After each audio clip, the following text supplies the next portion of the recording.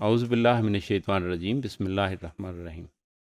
Hello viewers, today we are going to talk about very important part of this course, that is issues in development of child and psychosocial development. And the topic is also uh, very important because it is about the child sexual abuse. But there are certain warning signs. We are to be very conscious about that. Being parents, being teacher and being elders, हमें ये देखना है कि जब ये sexual abuse हो रहा किसी बच्चे के साथ, तो बच्चा हमें शायद नहीं बताएगा कि what has happened with that particular child.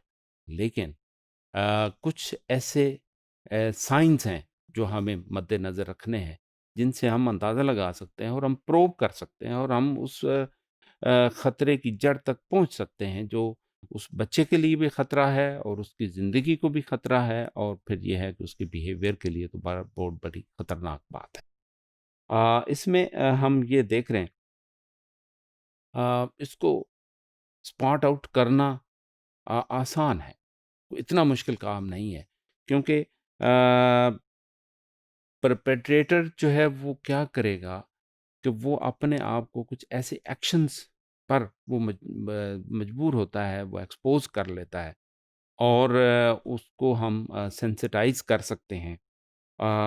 वो अ, इतना अजनबी नहीं होगा, वो क्लोज़र होगा, वो एक अरसे से उस सर्कल में मौजूद होगा, फैमिली में मौजूद होगा, या जो फैमिली के अंदर जो लोग मौजूद होते हैं या उनके साथ जो इंटरैक्टिव होते हैं। बहुत सारे ऐसे रोल्स हैं जिनका हमारे साथ ताल्लुक़ होता है, और ताल्लुक़ की बुनियाद पर, उसी एतमाद की बुनियाद पर वो अपने मकासद को अनइंटेंशनली और इंटेंशनली वो पूरा करना चाह रहे होते हैं। तो कुछ वार्निंग साइंस हैं, जैसे फ़िज़िकल साइंस हैं। फ़िज़िकल साइंस में ये है कि बाज़ औक़ात ये है कि बच्चों के कपड़ों पे ब्लड किसी तरह से लगा है, या हम जज करें, हम फिर उसकी तह तक पहुँचे कि ये गिरने से ऐसा हुआ है, या फिर ये है कि कोई और ऐसी बात है। इसी तरह चोटों के निशान होते हैं, बाज़ औक़ात ये है कि किसी ने हिट किया होता है, किसी ने मारा होता है, या वो गिरा होता है, लेकिन यह है कि हमें बहरहाल निगाह रखनी चाहिए कि व्हाट हैज़ हैपेंड।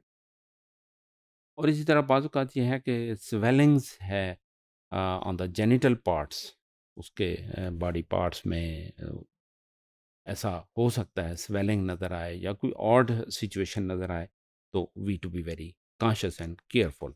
इसी तरह ब्लडी टॉर्न और स्टेन्ड अंडरगारमेंट्स जो है ना, वो बच्चों के बाद औक़ात ये है कि उसमें उसमें कलर कोई इस तरह से या कोई तब्दीली हमें नज़र आए, तो हमें उसके बारे में आगाह रहना चाहिए और हमें नज़र रखनी चाहिए। बीइंग पेरेंट्स हमें ज़रूर उसे देखना चाहिए कि what is going to be happen with the child. और इसमें बच्चों को अगर बैठने में डिफ़िकल्टी हो, तो उसे मालूम करने में क्या हर्ज है कि व्हाट हैज़ हैपेंड। अगर वाक़ई जेन्युइनली कोई प्रॉब्लम है, तो उसकी हेल्प की जानी चाहिए। अगर वो नहीं बताना चाह रहा या वो हेज़िटेंट है, तो फिर हमें बजाय इसके कि हम शदीद रवैया अख्तियार करें, बल्कि be very friendly to ask what the situation is, ताकि हम उसको रिलीफ़ दे सकें और हम उसे बताएँ कि we are your friend, and हम आपको वो सहूलत बाहम पहुँचा सकते हैं जो आपको इस मुश्किल में से निकाले।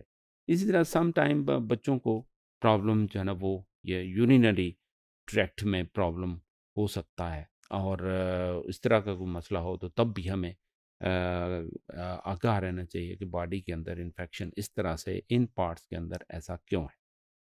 इसी तरह बच्चा पेन महसूस करता है, इचिंग महसूस करता है, या फिर यह है कि बर्निंग है ऑन द जेनिटल एरिया या प्राइवेट एरिया में, तो हमें ज़रूर उस पे नज़र रखनी चाहिए, और हमें बच्चों के साथ होके, उसके साथी बन के उससे पूछना चाहिए कि व्हाट द प्रॉब्लम इज़, और वो महसूस करे। और अगर हम अ, गुस्से में आकर, एग्रेशन में आकर उसको ब्लेम करेंगे, उसको गलत गर्दानेंगे या उसको अ, दूसरे पोल पर रखेंगे और हम एक पोल पर हो जाएंगे, तो इससे मसाइल हल नहीं होंगे, बल्कि मसाइल के ज़्यादा बिगड़ने का खदशा और ख़तरा है।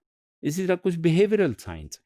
बिहेवियरल साइंस में उसकी जो हाइजीनिक कंडीशन है, सांस है और बाकी जो फिज़िकल कंडीशन है, वो कोई इतनी साफ़ सुथरी नहीं रहती, या फिर ये है कि उसमें वो नहाने धोने में रेजिस्टेंट होता है और अपने आप को साफ़ सुथरा रखने में भी रेजिस्टेंट होता है। और ऐसी सूरत हाल में उसको खौफ होता है और बाज़ औक़ात तो वो फ़ोबिया का शिकार हो जाता है। वो बहुत सारी एक्टिविटीज़ करने के लिए वो कम्युनिटी में नहीं जाएगा, वो सोसाइटी में इंटरैक्ट नहीं करेगा, और कुछ ऐसे एग्ज़िबिटिंग साइन्स हैं जो हमारे सामने आते हैं, जैसे डिप्रेशन है या पोस्ट ट्रॉमेटिक स्ट्रेस एक होता है कि वो उस तकलीफ़ के बाद एक स्ट्रेस फ़ील करता है और बहुत गहरी सोच में डूबा होता है, क्योंकि हम आम हालात में उसको बता रहे होते हैं कि ये बड़ी ख़तरनाक बात है, और फिर ये है कि इसमें अगर उसके साथ कुछ ऐसा हुआ है, तो उसके लिए वो इंतहाई शर्मिंदगी का शिकार होता है। और इसमें बाज़ औक़ात ये है कि बच्चे सुसाइडल एक्ट भी कर लेते हैं, अपने आप को मौत के मुँह में धकेल देते हैं और अपने वालदैन के सामने अपने आप को वो ठीक साबित करना चाहते हैं। बच्चे ठीक होते हैं, हमें उनकी हर लिहाज से मदद करनी चाहिए। अगर वो इस गलती का शिकार हो रहे हैं, तो हमें उसकी मदद करके उनको एक्टिव रखना है, उनको पार्टिसिपेटिव रखना है, उनको फैसिलिटेट करना है। और इसमें यह है कि स्कूल में अगर कोई ऐसा प्रॉब्लम होता है, तो ऐसे वहाँ भी लोग मौजूद होते हैं। वहाँ बहुत सारी सिचुएशंस हैं जिसमें हम मसलन उसको अकेला छोड़ते हैं या ऐसी सिचुएशन पैदा हो जाती है, तो इससे हर लिहाज से हमें उसको बचाना है।